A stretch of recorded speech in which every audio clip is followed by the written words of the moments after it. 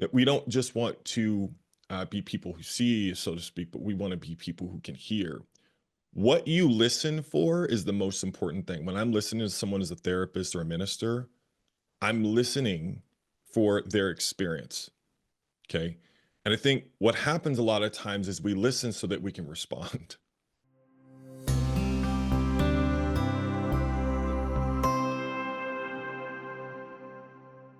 Good day. Welcome to another conversation with the Common Ground Unity podcast. I'm Kevin Witham. Glad to be back with you for another, what I believe is going to be a great conversation and learning experience for me, and I hope for all of us. Co-hosting today with Veronique Weber. Veronique, it is so good to be back with you. How are things in Boston? How are things in your ministry and just what's happening in your life? I got to say, the best news out of Boston is that the snow is melting. That's what I can share right now. Yeah, I'll bet. I don't know of any better news than that. Well, we all remember that you are a frozen peach. You know, you're from Georgia, Yes. up there in Boston. So I'm glad spring may be coming for you. Hey, real quickly, before we get to our guest, do you have any? Last time we were together, I think we talked about a furniture refurbishment project you had underway. Anything Right. new for you there? Nothing new. I'm still riding my success from the Victorian wash basin that I found on the side of the road, sold for $50. So right now I'm just focused on getting rid of things from the basement and not acquiring anything new right now. Spring Well, cleaning. I hope you get a lot of lesson applications out of that. That's just the way God takes us from the side of the road and rebuilds our life. What a great metaphor. There you go. Look at that. I'm going to write that down. Next lesson. There you go. You got a whole lesson there. You can build on that. Well, Veronique, we're welcoming back today Kyle Spears. Kyle has been a good friend of Common Ground Unity. He believes in its mission, and he has been a guest on our podcast. If you go back to episode 92, our listeners could hear him in a discussion with Douglas Jacoby, John Mark Hicks, and Marty Solomon. He was also with us on episode 121 on a theme of healthy church. Kyle is the founder and the host of the Truth Trauma podcast. He's a licensed marriage and family therapist, holding a Master of Science in Marriage and Family Therapy and Counseling. He's married to Christy. They live right in the middle of the country in Omaha, Nebraska. And you can also learn more from Kyle through his truthtraumatheology.com website. And there's a podcast that he does as well. So, Kyle, welcome back to Common Ground Unity. How you doing? What's kind of new in your life and work and ministry? What's got you excited these days? It is so good to be back.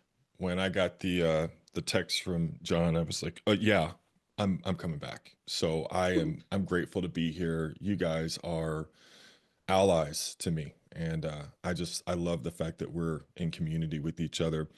As far as my life goes, I took the last year off. I would almost say it was like an extended sabbatical. I decided to write. And writing is an interesting process. You realize as a first-time author, you're going to write probably 3 books as you write your first one. It's weird. But I've been doing that. I've been raising my kids. I got a 5 and 3-year-old. My son is in kindergarten. We just started Cub Scouts. Oh, those are sweet years. Oh man, it goes fast. It's kind of stressful, not gonna lie. But Yeah. being a dad, being a good one, demands your full attention. And my wife, growing in terms of just being a good husband, and understanding my wife as a mother, your wife, but then you got to get to know her as a mother. And it's been good, and we moved into a new home. So it's been full.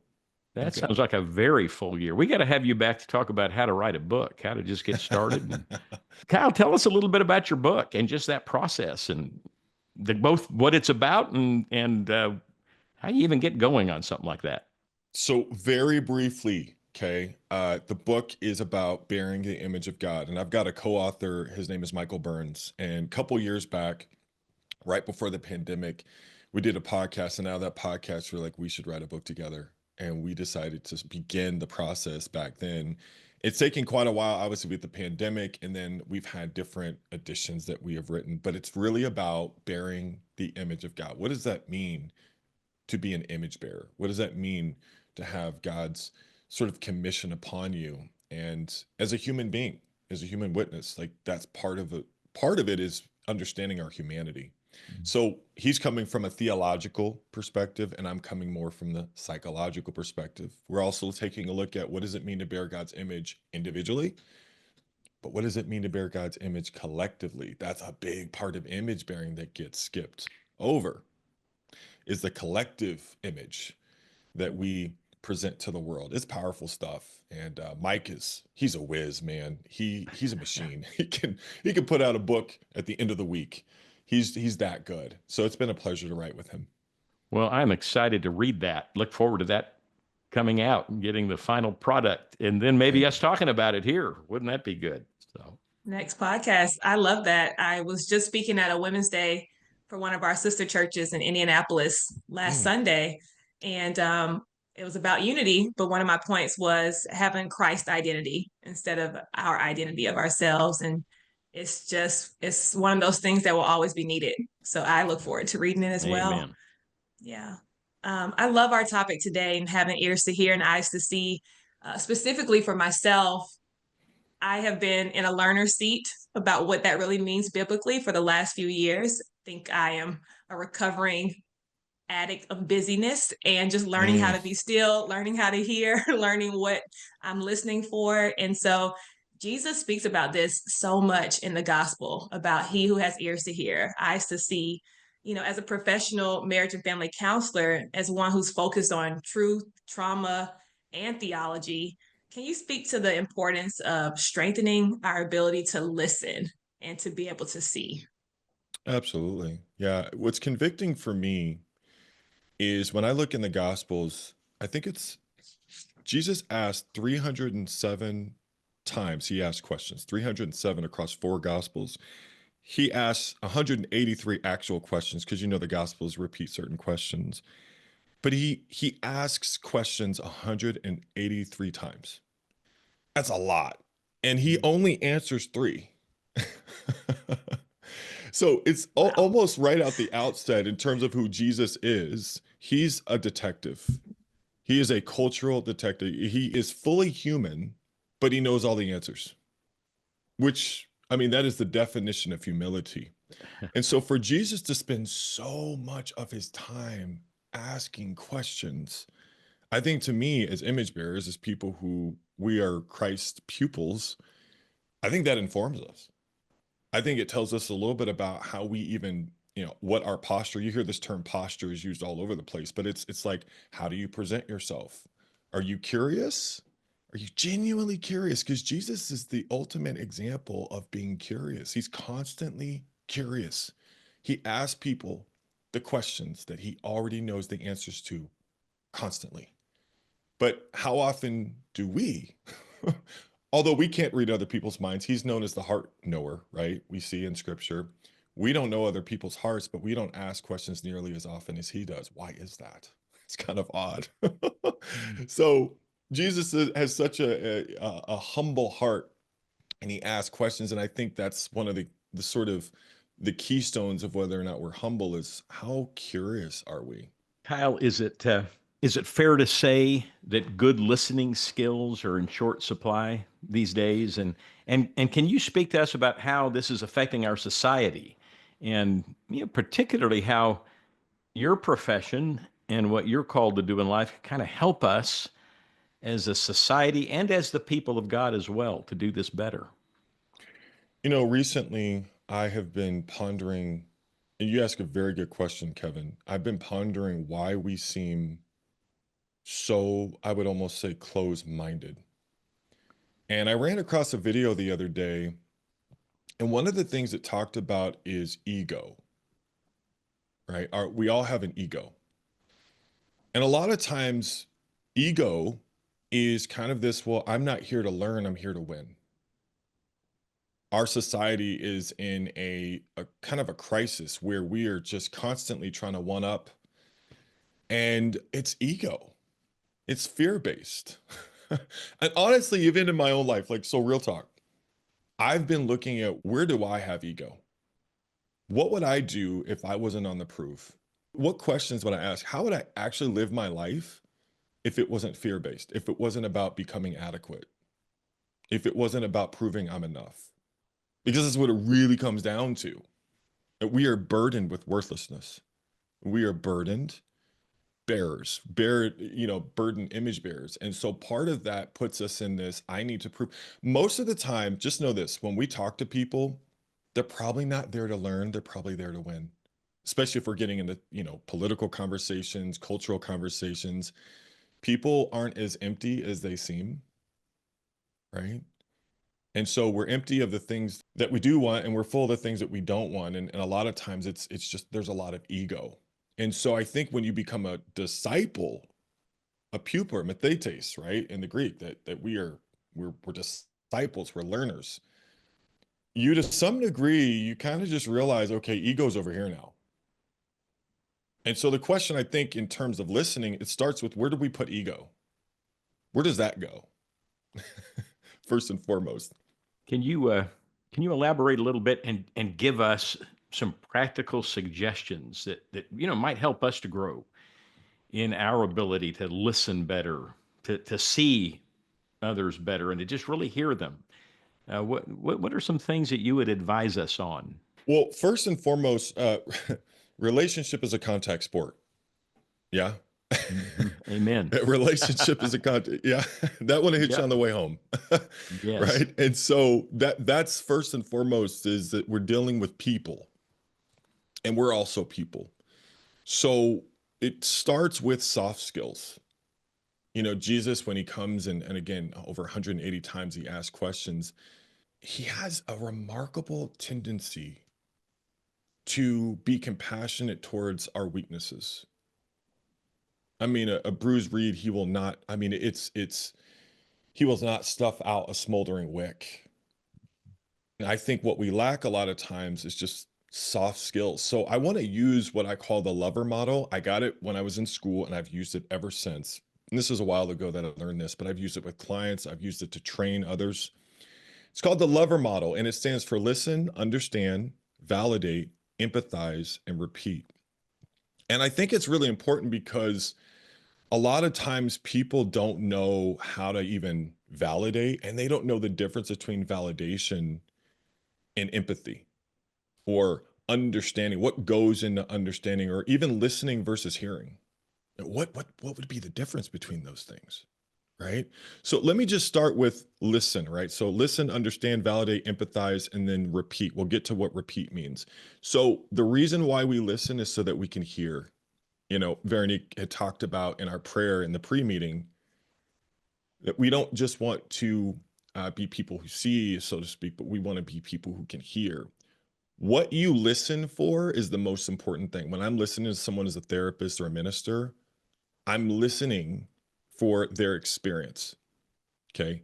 And I think what happens a lot of times is we listen so that we can respond. Right. Because I'm ego, right? I want to prove. I want to prove something about me, that I'm enough, or I'm competent, or I'm not an idiot. I'm smart. I'm dependable. I'm responsible. And so because of that, I'm listening to prove something. And we'll see here when it comes to understanding, I'm not trying to connect my dots. I'm trying to connect theirs. I'm trying to figure out how they did the math. And I think for some of us, it's like, I can't lean into where they're coming from, because they'll think I agree with them. If I understand, then, oh my gosh, they'll think that the way they're thinking is right. Oh no. And it puts us in this place where we can't hear.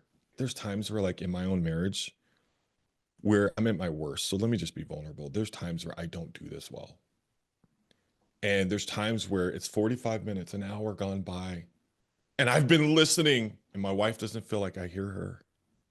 How often have we been in situations where we put the work into listening, but the other person doesn't feel heard? That's demoralizing. What do you mean? I've been listening for 45 minutes. Yeah, but you don't hear me. So listening is first and foremost the goal. What's the goal? What's your agenda? Do you really want to hear where this other person is coming from? Do you really want to know what it's like to be in their shoes right now? Okay, before I go on to understanding, any questions with listening? I had to mute myself because I'm a-manning so much over here.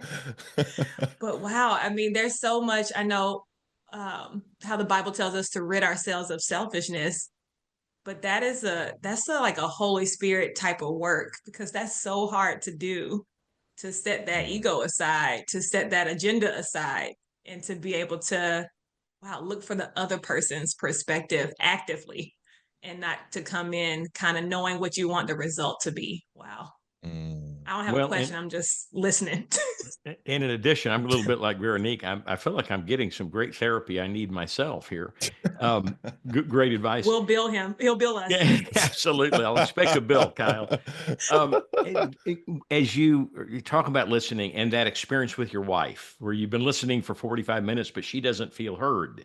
Mm. Um, how do we listen better? And how does the person on the other end, how do we help them to feel that they're being heard? I mean, I don't mean to just give them a feeling, but that they are being. So, how do you address both sides of that?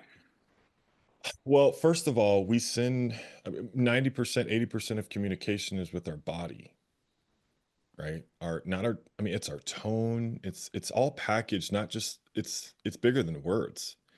So a lot of times I will use my face to listen, right? Because your face tells people what your ears are doing. Yeah. Yeah. Yeah. Yeah. When I get done with a full day of therapy and coaching, my face is wiped because I use my face to listen. If somebody tells Mm, you something and you have this vacant, checked out expression, neurobiologically, you're telling them that you're checked out. They're going to feel alone. Yeah. So your face tells people what your ears are doing. What are you doing with your face when people talk to you? That's number one. Okay. Secondly, I think what's important is that my goal, right? People can feel your agenda. They can feel whether or not you're looking to counterpoint them. And so what I find that Christ did is he emptied himself fully to be made use for the Father's vessel. Like he emptied himself. In Philippians 2, we see this taking on the very nature of a servant. Right? So what is our goal? What's our agenda? So when I'm listening, I'm really presenting to the other person that I'm here for them. I'm on their side. I may not agree with them, right? Empathy doesn't mean agreement, right? And we'll get there in just a moment, but I'm here for them. I am for them. Listening is part of what sends that message, Kevin. Okay, so if you no other questions, I'll move on to understand. Okay, so understanding Oh, is I've where got questions, but I could be go with you ahead. all day. Go I don't want to keep, you've got clients to get to, I'm sure. I only Go got one ahead, more Kyle. today. I only got one more today. Um, okay, so understand real quickly. So let me kind of run through these. Understanding is where we communicate, I want to get it. And what's important when it comes to understanding is I'm not understanding so that I can make sense of it for myself. This is where I think a lot of people get into trouble. I'm not trying to connect my dots. A lot of time people have breakdown instead of breakthrough because you're trying to connect your dots. This isn't about your dots. This is about their dots. This is about their math. And I think some of us, at times even me, I'm afraid to really lean into their math because I really don't agree with it. Mhm. Again, that's Yeah. part of that ego. I don't like your math. I don't like the way you think. And I don't want to use compassion to send the wrong message. Right. And that's not our job. Our job is to relate. Again, relationship is a contact sport. I want to get it. Sometimes what you can do is you can just kind of check for understanding. I really want to make sure I'm getting this right and then present what you think you understand. Because a lot of times when it comes to understanding, if you don't take the time to make sure that you understand it, you'll validate the wrong thing. There's many times in my marriage where I have said, okay, here's what I understand, and here's what I understand. Let me go right to validating. And my wife's like, yeah, you validated something I don't feel. Right. Did I get that right? What else should I know? Kevin, did I miss anything? What did I miss, Kevin? Right. Yeah. It takes ego over here for me to be open to that. Right. So it's I'm trying to figure out where the other person is coming from. And that is my goal. That's my agenda. Okay. And so a lot of times when it comes to understanding, you really got to ask, are you really trying to connect your dots or are you trying to connect theirs? So that old practice of active listening, asking clarifying questions, being sure that you're understanding them and not filtering what they're saying through what you want to hear them say. Um, hmm. Boy, that's good. Well, and then too, Kevin, real quick, here's something that's important, for our listeners. If you're listening right now and you feel like this is just a crash course, and it's like, oh my goodness, this is so much. I think it's important that when you ask questions, that it feels like an invitation versus an interrogation. Okay. Hmm. Sometimes we can ask questions in a way that makes people feel interrogated versus it feels like an invitation. That's Okay. good. And here's Yeah. how you know. Here's how you know. If it's kind of like putting the person backed into a corner, it makes them feel like a lose-lose. If I answer this way, then you're going to judge me. And if I answer this way, then, I've already failed. It's no open, like, hey, it's okay. I want you to feel safe to tell me how you really feel. That comes up so much in parenting because by the time your kids get home, you've already gotten the email from the principal. And so you're already coming in with the agenda of what did you do today? Instead of Oof. asking for their perspective of like, hey, how did everything go today? Did anything happen that you want to share? And like just not it being an interrogation, but actually, wow, waiting for their point of it, even as children. So being able to know that we have opportunities to do that in multiple relationships in our lives. And our children shouldn't be ones that we get to interrogate. We need to ask them those questions as well in that same respect. So this That's is good. this is feeling personal right now a bit. Well, and in church settings as well. How much conflict could be avoided if we really Mhm. went in with a heart to understand rather than to be understood first and foremost, Mm. and to kind of really find out, not only where the common ground is, but where are the real differences that we sit down and have a civil conversation about and really hear each other. In terms of the next, so we have listen, we have understand, we've kind of touched on those. Now we have validate. This one gets really tricky. Validate's tough because, what we really want to send to someone, and pardon my language, is that you're not an idiot. Whatever you feel doesn't make you wrong. Mm. And I think that's important because I think a lot of times people don't really share their truest feelings with people because they already feel like, oh, I'm an idiot for feeling this. I shouldn't feel this. I'm a Christian. I shouldn't feel this. I'm blessed. Right. And so when we validate someone, we basically tell them they're not an imbecile. Now, sometimes if it's an offender, like it's someone who's caused injury or whatever, and we cause injury, then sometimes what happens is we struggle to validate the other person because we didn't mean to, right? I didn't mean to hurt you. Well, here's the thing: is that intention doesn't sanitize impact. Well, that's a quote. That's tweetable. Let's just pause for that. Intention doesn't sanitize impact. Wow. Hmm. I struggle with this as a defensive person because I always want people to see my motives. That's ego, right? I need you to see me as good. That's ego. I'm already redeemed. I'm claimed. I'm loved. That's not the issue here. The other person has something they're working through. And so when I validate, I focus on what the pain is doing to them, right? I can see that this made you feel that way, right? And what I want you to know is that I care that it made you feel that way. I make it more about the pain than me as a person. Got to put ego over here. Okay. So and this is what I tell people is the body holds the story. When I need to make space in my body for your story.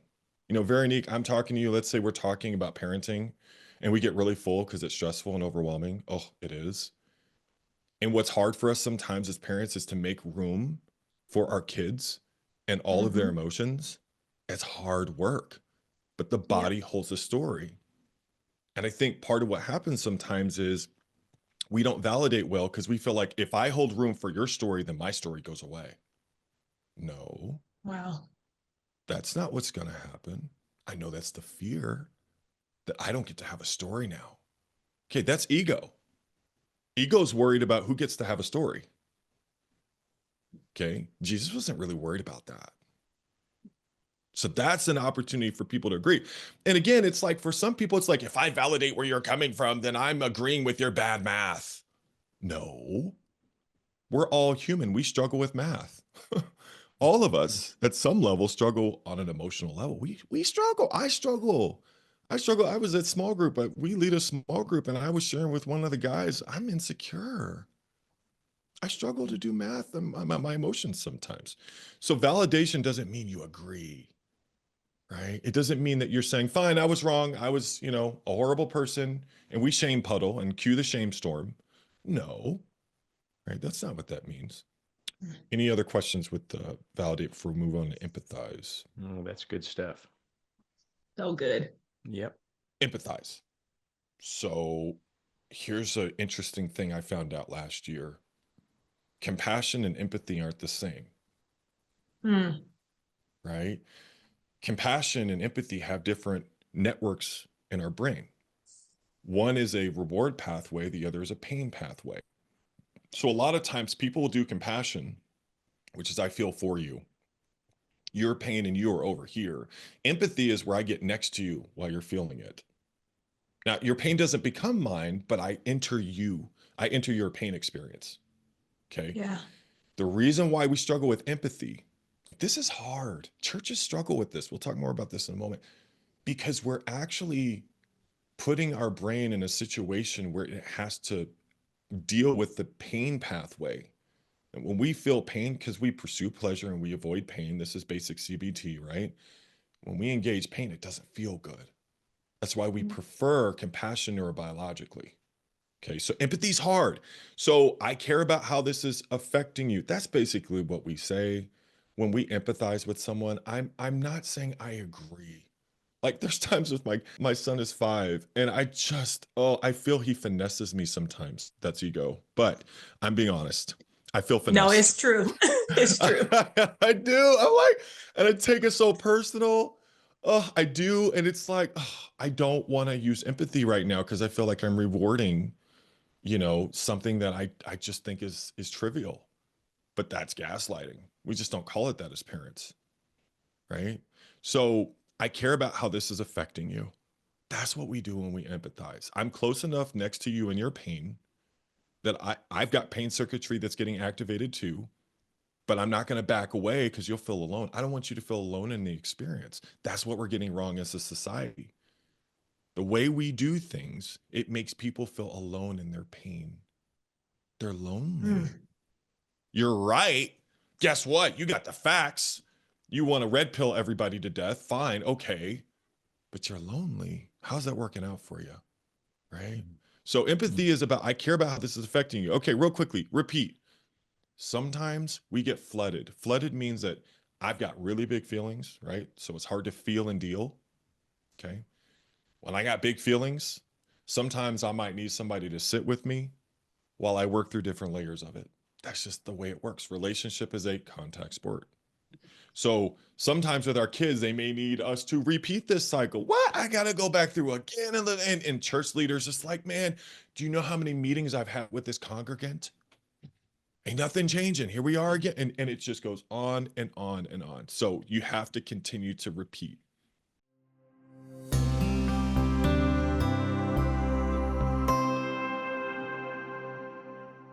Hello, I'm Kevin Witham, and I've been a volunteer with Common Ground Unity since its inception.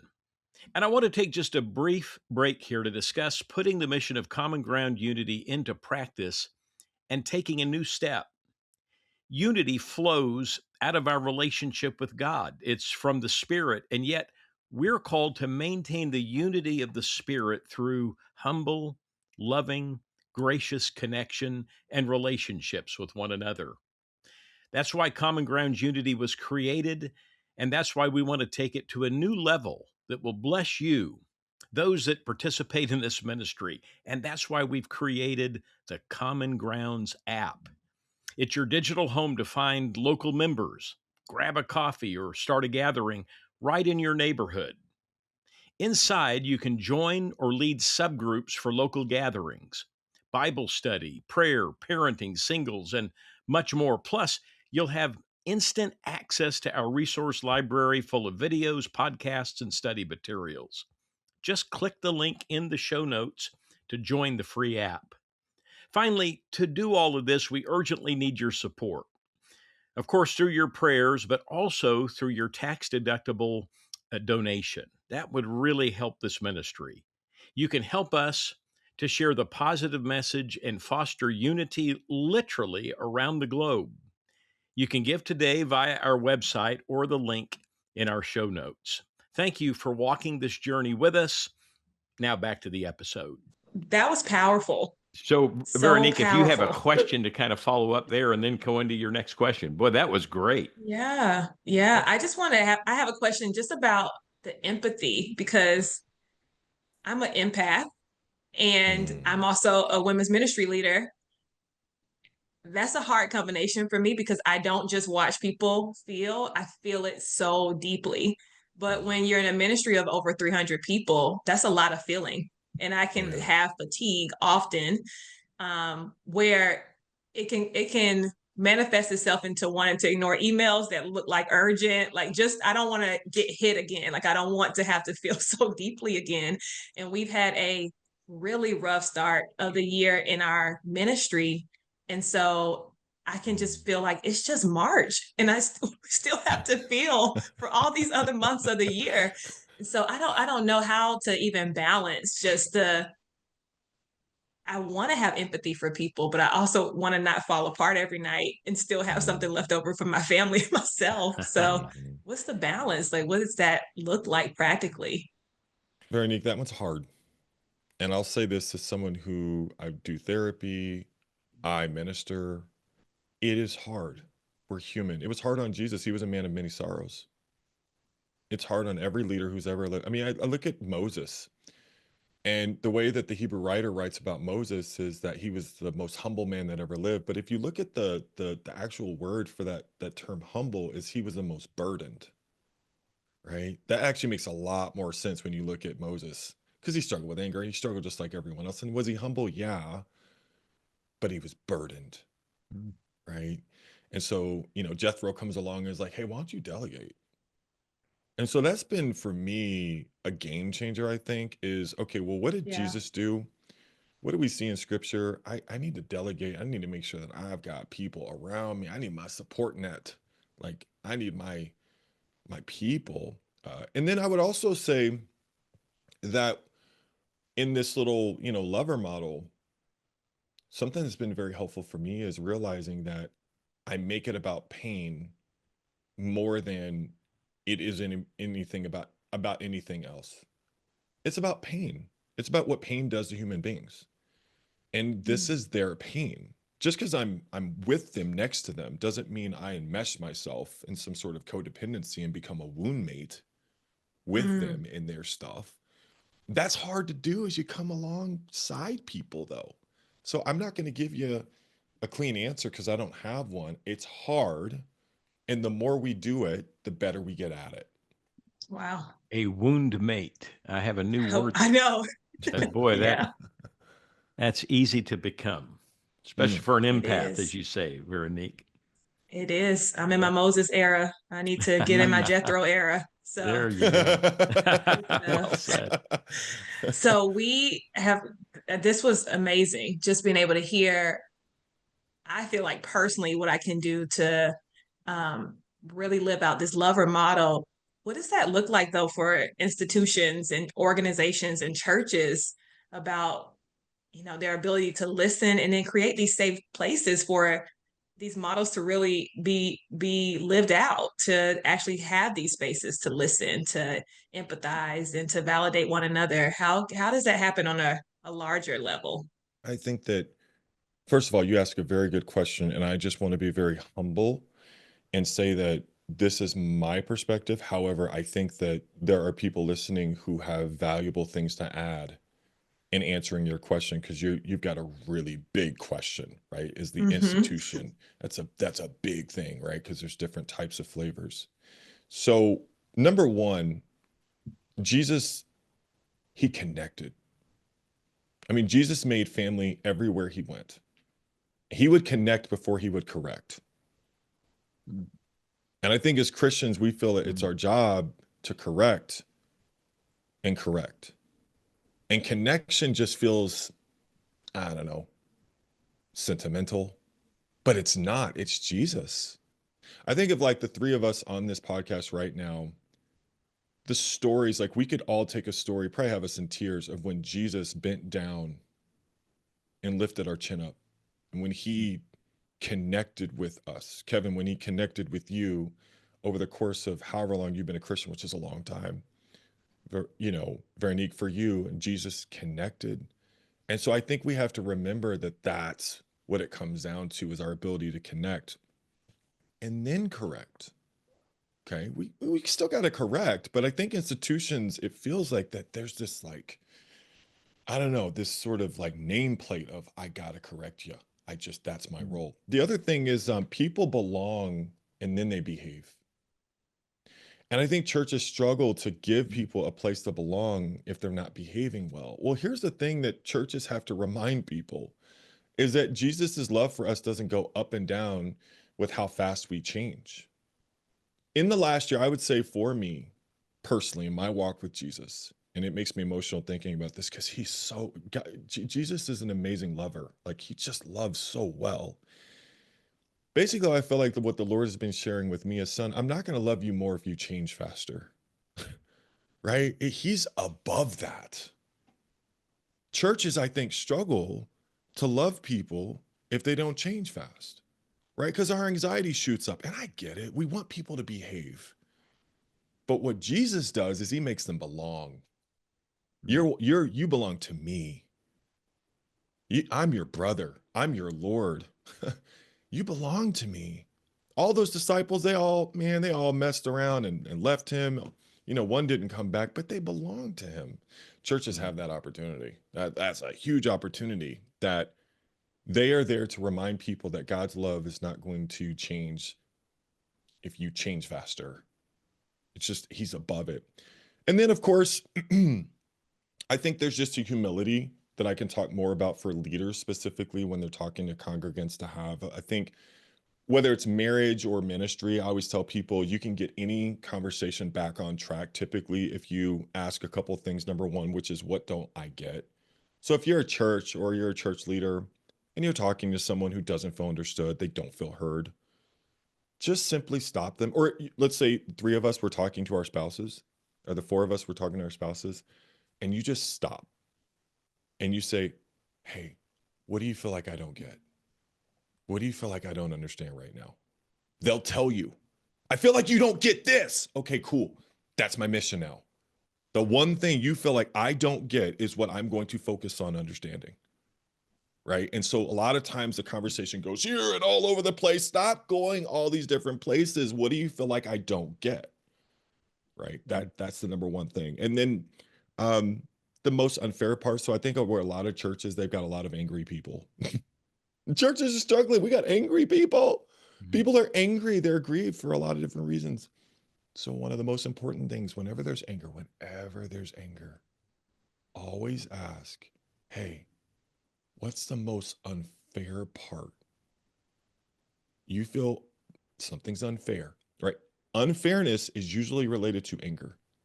Okay. So what's unfair? What's the most unfair part about that? Well, that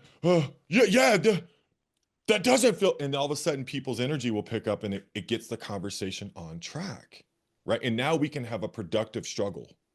Okay. And that's what you want. You're going to struggle, but we need a productive struggle. Anyway, those are a couple of thoughts. Oh, I'm in the classroom right now. me too. Just that, to connect before you correct, that they belong before, or they behave. You know, we trying to think, oh, I got to get this person to do this thing, but belonging precedes that. And then we're not doing it. It happens naturally because they feel the love. I mean, this is putting these into practice allows us to really be that light on the hill that God intends for his church.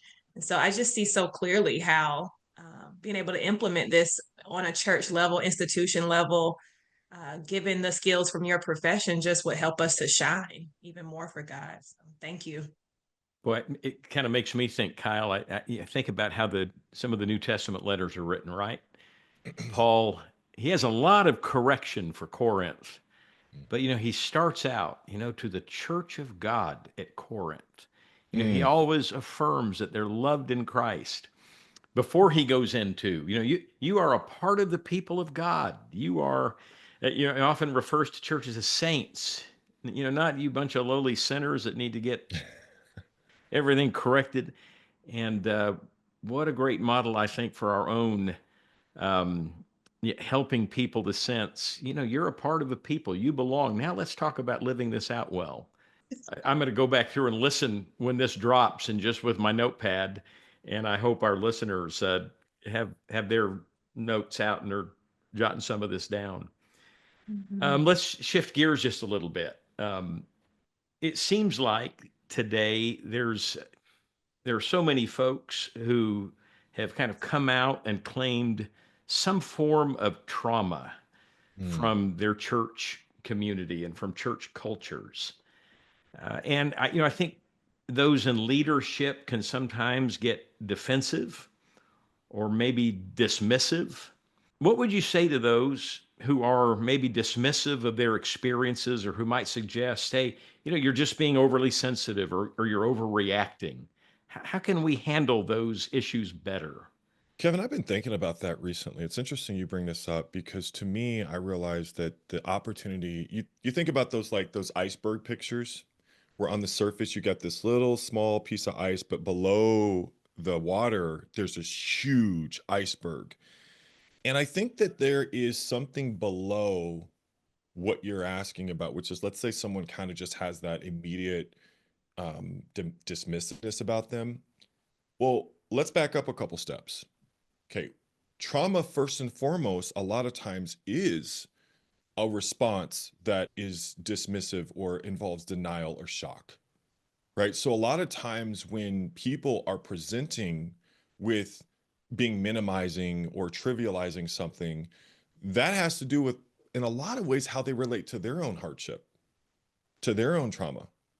So, the iceberg isn't necessarily just their response, the iceberg has to do, well, this is how they've been dealing with their own story a lot of times. So if I'm dealing with someone who's dismissive, I want to understand their story.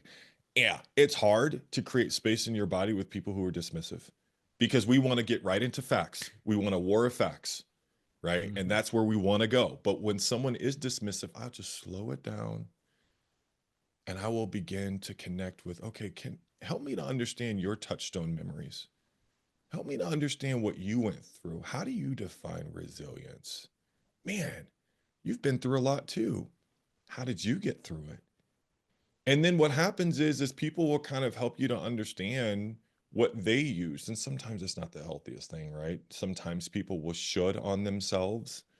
People will shame, right? Shame stands for should have Mm. already mastered everything, right? And so that's part of people's approach, their strategy.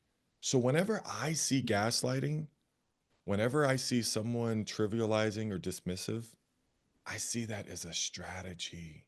Again, compassion versus empathy. Empathy, you're activating someone's pain circuitry. And I really want to honor that for a moment.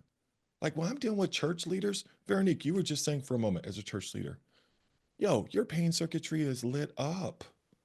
You ain't just carrying your pain, you carrying other people's pain constantly too. So a lot of church leaders, they carrying a lot of pain. And this is what the data shows when you look at the American Bible Society and the Barna Research Group.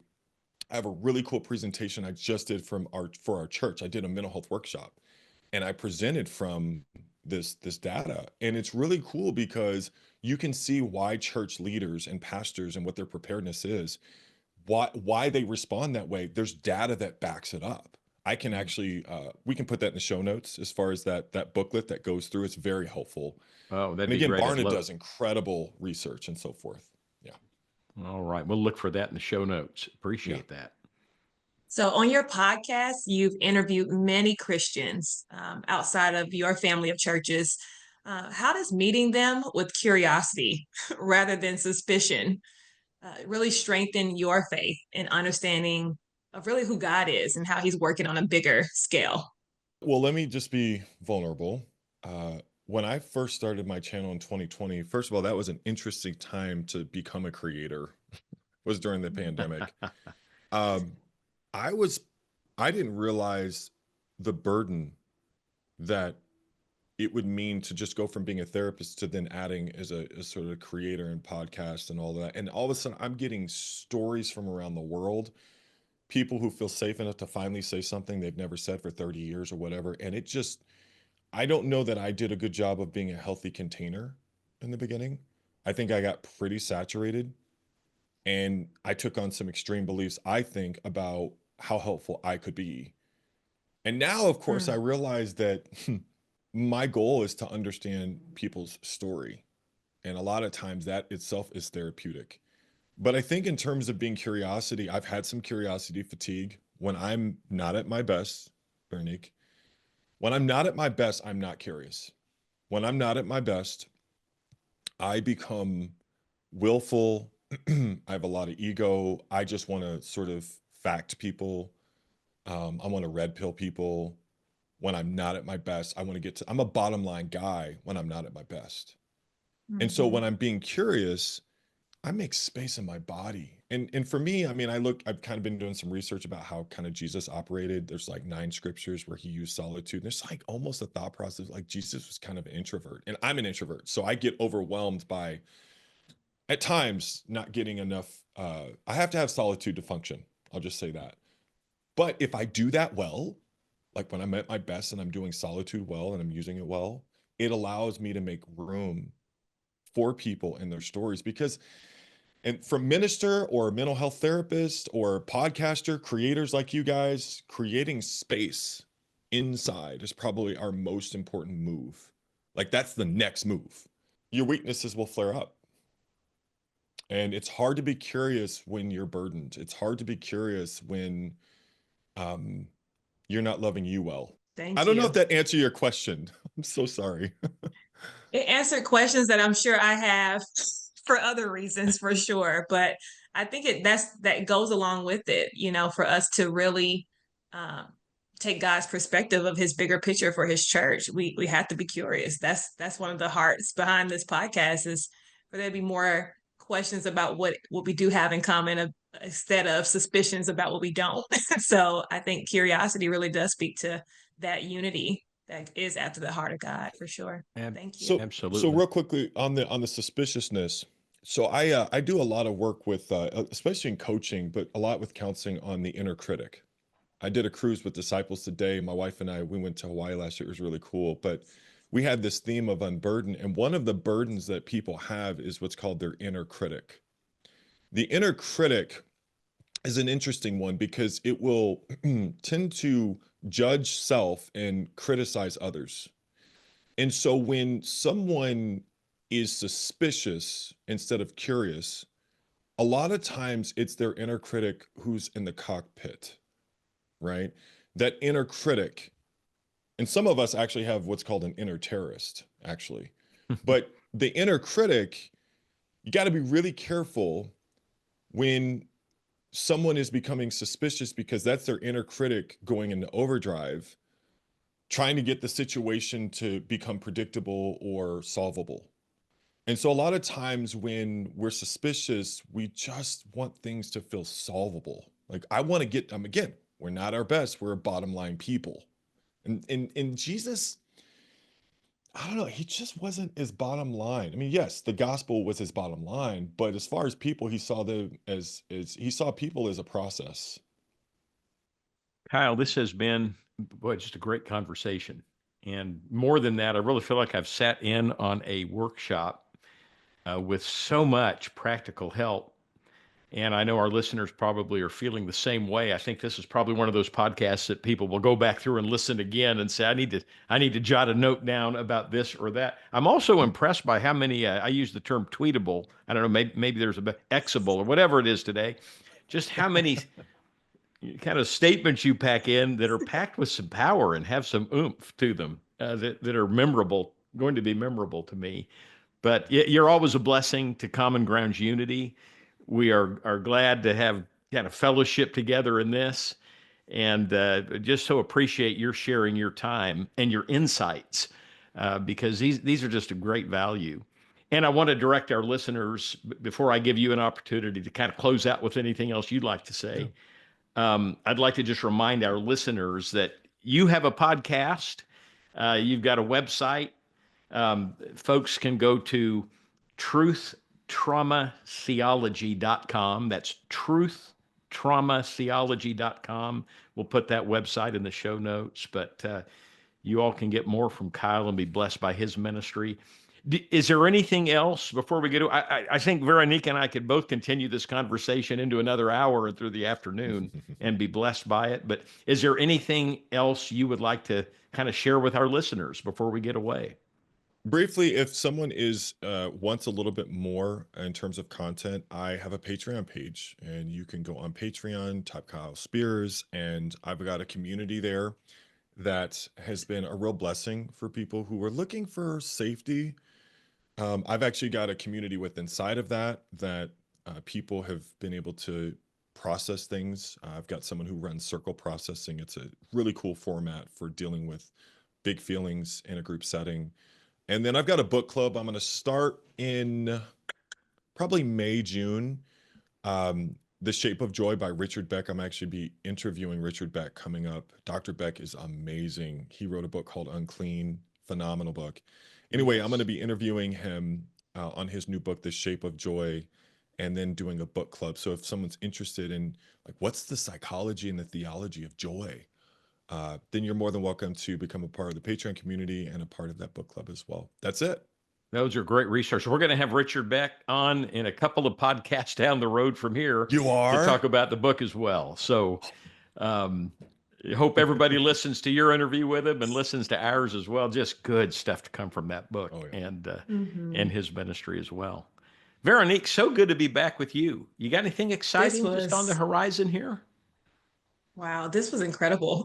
I'm sorry, I'm going to go back just because I just feel like this is such a necessary conversation to have. And so I'm definitely going to be listening back as well. But I look forward, Kyle, into seeing how the Spirit leads you to use this with parenting, and definitely parenting of littles, because this is great conversation for us to have as adults, obviously with the church, but there's so much of this teaching that can happen at a younger age, with, loving ourselves, listening to others. And so, yeah, I think that's incredible. But so thank you so much for being with us today.